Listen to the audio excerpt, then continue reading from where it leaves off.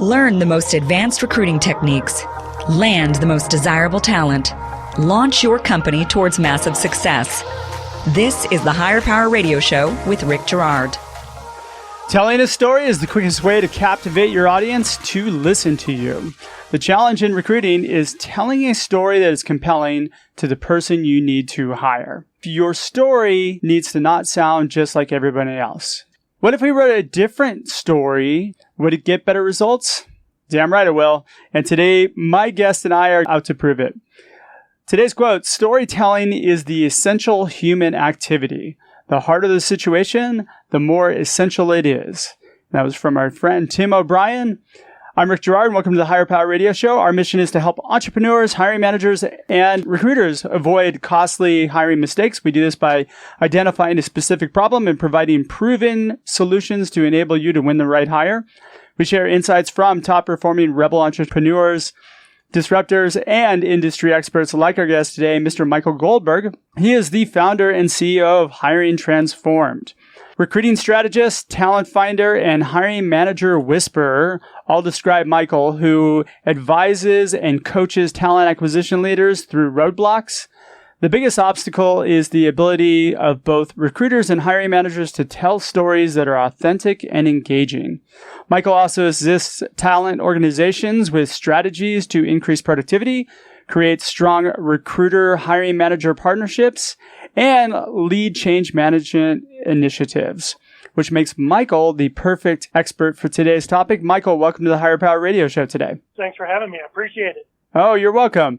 So today we're going to cover a few things. We're going to talk about the importance of storytelling in recruiting, and then we're going to talk about how to tell a better story and provide a framework for recruiting success. Sound like a plan? Sounds perfect. I'm looking forward to it. Let's start with the obvious question, which is, why is storytelling important, Michael? Absolutely. So, regardless of the employment marketing conditions, the tight labor market that we have now, or even back, during the Great Recession, where we had these different conditions, hiring managers are still expecting recruiters, whether you're a corporate recruiter or an agency recruiter, to present candidates out of thin air. And I'm sure the people listening are sitting there nodding yes. The theme is, give me people now, make sure they're qualified, and let's just get them in the door, and we'll be able to close them. And, well, that's all fine and dandy. So what do the recruiters end up doing? Well, their minds go into panic mode. They just start posting everywhere, LinkedIn, Facebook, Twitter, and spend thousands of dollars in sponsored posts that do what? They yield about 30 applicants, of which 95% of them are not even qualified for the role. It's the typical post and pray thinking, and why HR recruiting is not seen as a viable business partner. What you're saying then in general is that the post and pray method doesn't work. Absolutely, it doesn't work. And when you think about it, it really never worked, 10 years ago. Well, I take that back. It did work 10 years ago because we were in the Great Recession, plenty of candidates. But the quality of the candidates was still an issue. And so what did we have to do? We had to learn how to go out and source and find these people. So very true. So what are the big issues here? Well, let me paint a what-if scenario if I can. Sure. So what if recruiters were able to engage through relatable stories, through social media, on their career sites and in their job posts? How important do you think it is? And let's converse here. They don't know how to kick off relationships. They just jump right into it, and most people aren't responding. I'm curious, and I'll give my take in a minute, but why do you think they don't engage in real meaningful relationships? Well, because it's a transaction, right? There's so much hurry up and get me lots of candidates and let's hope somebody takes the job, as opposed to give me a couple of really good candidates and develop relationships with them, and we'll land one of those, get a flow of people, and hopefully we'll find the right person. The approach in general and that mentality is just wrong. Yeah, and most of the candidates today, they aren't responding to the messages, and they're not responding to those messages because, number one, it's extremely overwhelming. Two, candidates are getting hit up 4 to 5 times a day. It's information overload, and it's exactly the same message conveyed every time. Hey, got a job you may be interested in? Give me a call. Let me put it to a way that everybody's heard 1,000 times, but it makes total sense. You see or meet someone you'd like to have a relationship with. Are you going to really ask them to marry you on the first interaction or even the second? No, hell no. Even harder, yeah. Are you going to ask them to sleep with you on the first interaction? Because that's kind of what you're doing, right? Well, yeah, I was being politically correct. Yeah, correct. We don't have to be PC here. Oh, cool. You're not going to get laid on the first date. It's called a one-night stand, but it doesn't last, right? It doesn't last. It's a transaction. It's Yep. a transaction for both parties. So it's interesting. So I think the importance of stories, which we'll dive into in a minute, is important. And I remember, like, when I first started dating my wife, she'd always want me to tell her a story. Why? Because I was trying to woo her that I had good stories and that I was an interesting person and why she would benefit by dating me and marrying me. No one's allowed to call her and ask her now what she thinks 28 years later, but, it's the same kind of thing. Storytelling often turns into selling, too. Correct. And people don't want to hear you sell. They don't want to hear you pitch them or give them a big, long, elaborate reason why they need to talk to you. They do want to talk, though, and they love it when you listen to them. Hey, the number one rule of thumb, and you know this as a salesperson and as an agency recruiter, is nobody's interested in you. It's what you can do for them and how you can help them, not help yourself, right? So very true. Yep, right. So I think storytelling, we'll talk more about in detail here in a minute, is absolutely about the content. It's about the timing of that content and the area of interest for candidates. I don't know about you, but I receive at least 20 requests per week from recruiters who want me to start my own business. Well, hell, if they took a look at my damn profile, they'd see I already have my own business. I get recruited for Java jobs sometimes. Right. What if they took the time to read my profile, dig deeper, and found things to build a story around things that will attract me? And the easiest way to do that from the recruiter's world, and you and I really didn't discuss this, so I'd love your input, is the ability to build out candidate personas. We go, oh, I don't have time. But wouldn't you agree that personas are a good way to get it, to get that data, get data points and go out and recruit people before you just jump in and start asking people to marry you? I'll tell you, my life got much easier in recruiting about 7 to 10 years ago when I switched to a retained search model because I went fully targeted. My method used to be spray and pray, like just get as many resumes in, get them out as quickly as possible, and hope that somebody takes your job.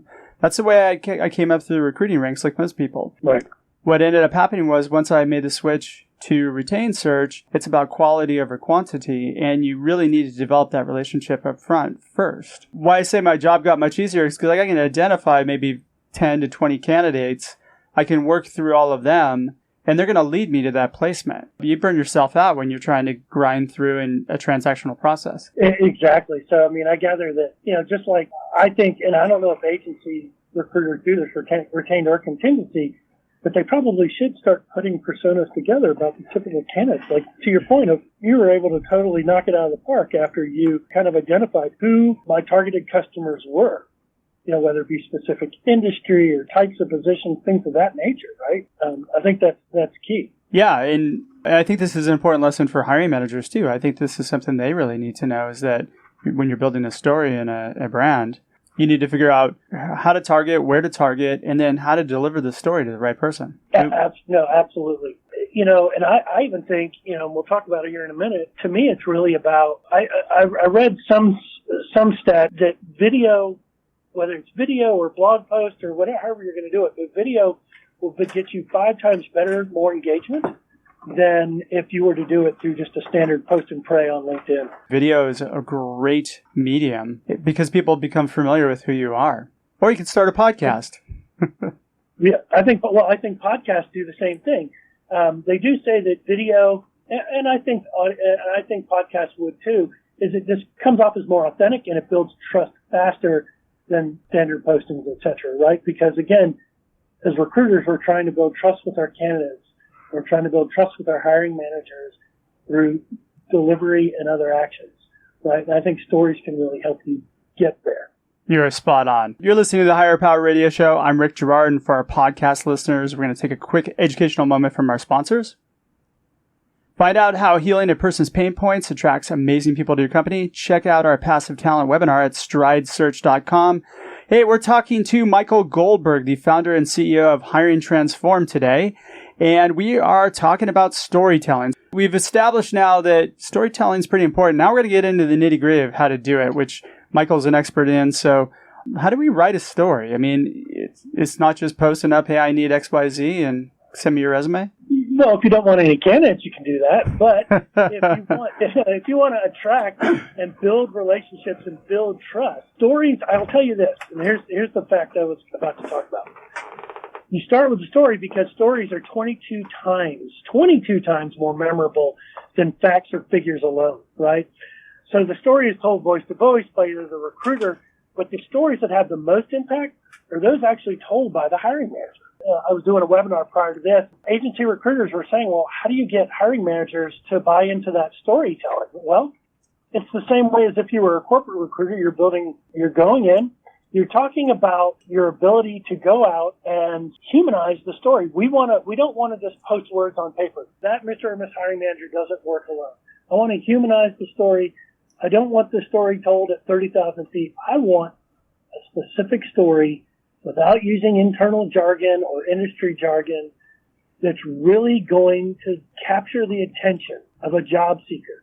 And it really should be, when you look at things like the structure of the story, right?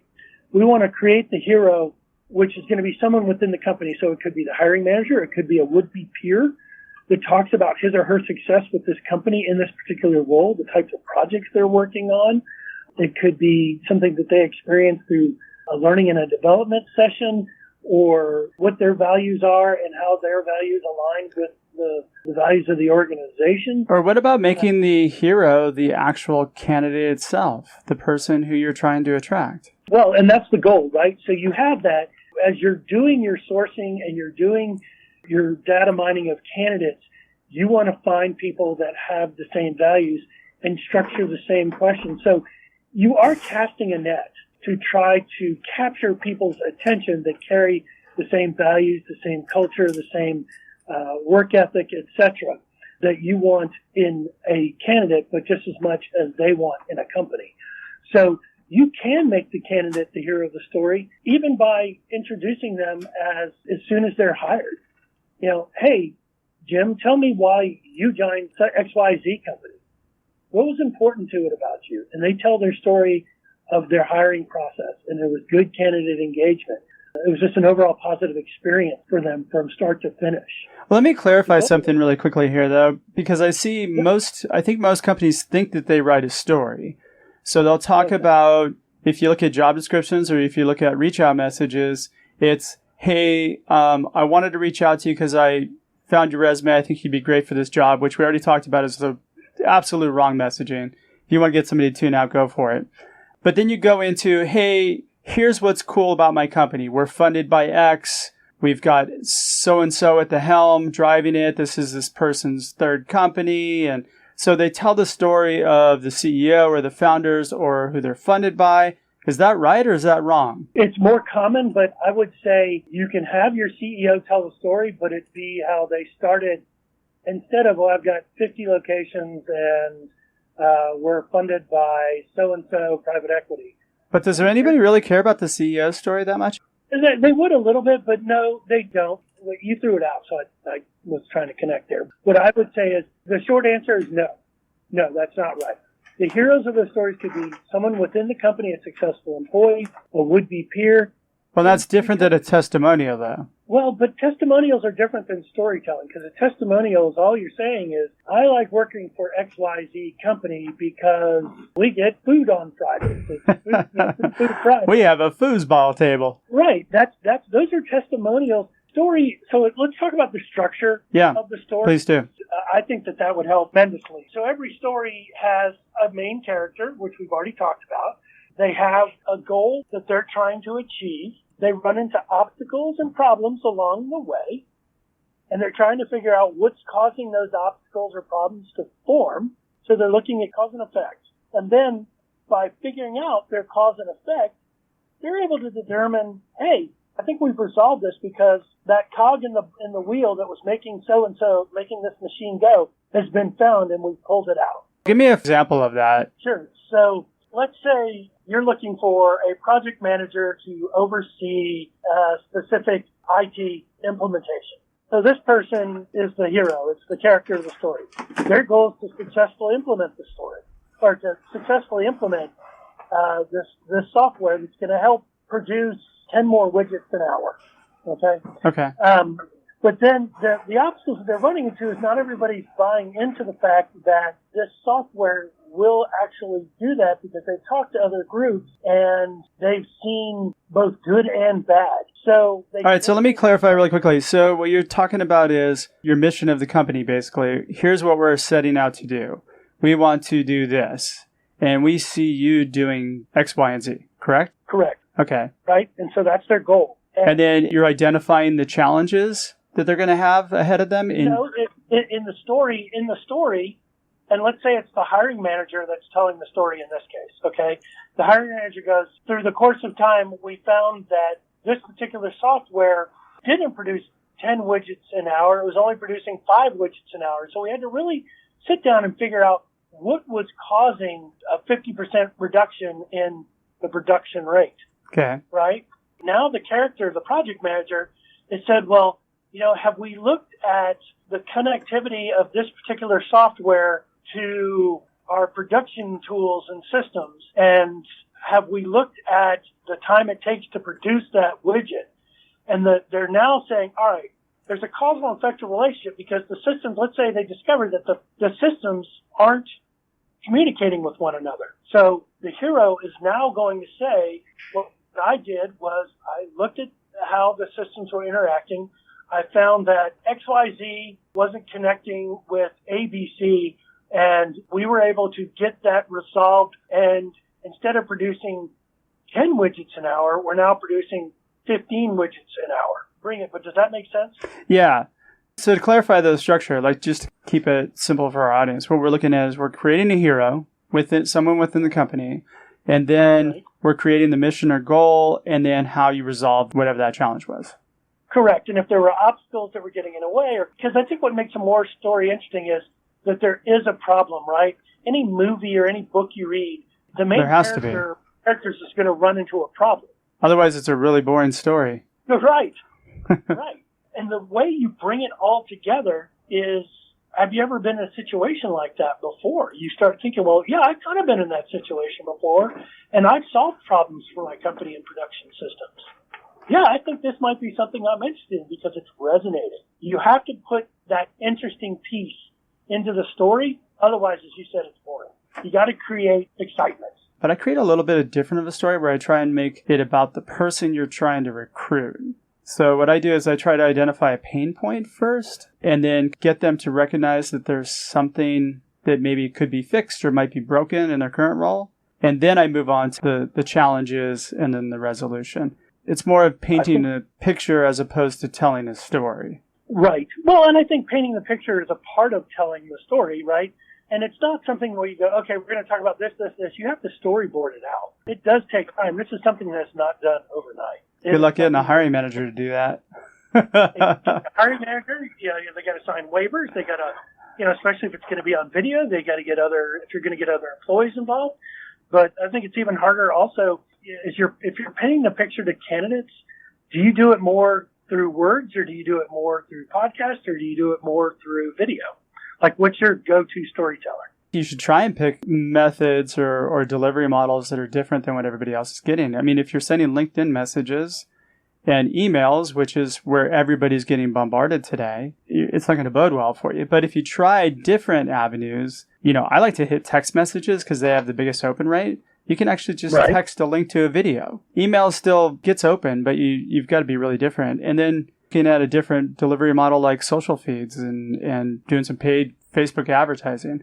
As an entrepreneur, I think this is really important that you understand that you really need to paint a story, especially if you want to attract the best people you can for your organization. Well, and plus you got to be credible. You yourself, as the storyteller, has to be credible. You've got to be authentic, and you've got to build that trust between you and your audience. And I think, I'm a big LinkedIn fanatic, so I do all my storytelling on LinkedIn. And I think that LinkedIn is a legitimate platform for all recruiters, agency or corporate, and hiring managers to be on, to tell their stories, why they should be a part of their organization, or just to build story value so that they may not be ready now, but they may be ready to make a move a month or 6 months later, but they're going to remember that story. And I'll tell you, it makes all the difference in the world, because when you make that call, if people know vaguely who you are, then they'll pick up your phone call or they'll call you back. There's actually a really good tool out there too that I just got turned on to a few weeks ago. It's actually called Crystal Knows, where what it does is it's got an AI portion that goes out and it reads all your content through LinkedIn and all your other social channels. And then it will actually help you design the messaging for that particular person. So you can write the story in 3 different ways. And however they like to receive content, you put that content out to them that way. That sounds worth it. The AI working properly. That's the big. It's pretty good. Have you seen results? Have you seen results? Yeah. All right. We're going to have to wrap up here pretty quickly. What would be 2 or 3 key takeaways that you think that the audience could plug into their businesses today? Absolutely. So recruiters can build trust through strategically crafted stories. Strategic stories help recruiters differentiate themselves from the recruiters that aren't taking any storytelling action. Sure. And then storytelling should be told throughout the recruiting process. What I mean by that is not only by recruiters, but by hiring managers and would-be peers. The key is to keep people engaged, right? All right, Michael, we're just about out of time for today's show. Thanks so much for your time and investment, Dan. I want to welcome you to the Higher Power Radio community. What's the best way for the members of our community to reach you and find you and talk to you? Absolutely. They can go out to my website at www.hiringtransformed.com. LinkedIn is a great way to connect with me because I'm always on that platform. I'm on Facebook, Twitter. Super Recruiter is my handle on Twitter. Okay. And I do a lot of posting there through LinkedIn. That's how we met, was through LinkedIn, right? That's right. All right. All right. I want to thank our listening audience for tuning in to this week's episode of Higher Power. A quick thanks to our team, our engineer, Paul Roberts, our producers, Andrea Ballin, Shanti Ryle, and Ayla Gerard. If you're listening to the podcast, please subscribe, review, and share. We're listening and we welcome your feedback. After all the shows for you, you can join the Higher Power Radio community at Higher, that's Hire, Power, Power, Radio, Radio.com, or drop me an email at rick@stridesearch.com. Tune in next week. Our guest is going to be Levon Davia. She's the founder and CEO of BIA. I'm your host, Rick Gerard, and you have been listening to the Higher Power Radio Show. Aloha. Thank you for listening to Higher Power with Rick Gerard on OC Talk Radio.